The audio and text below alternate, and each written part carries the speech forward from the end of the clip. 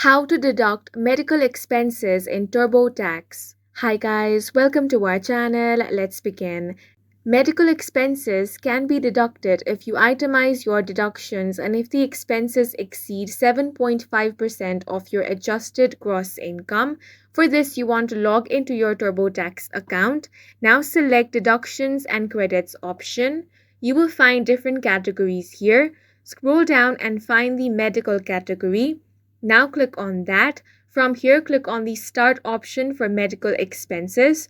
TurboTax will ask you questions about your medical expenses. Enter the total amount you spent on qualified medical expenses for the year. Include eligible expenses for yourself, your spouse, and dependents.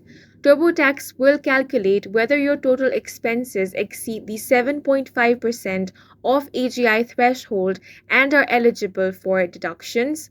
To claim medical expenses, you must itemize your deductions instead of taking the standard deduction. TurboTax will determine whether itemizing or taking standard deduction benefits you more.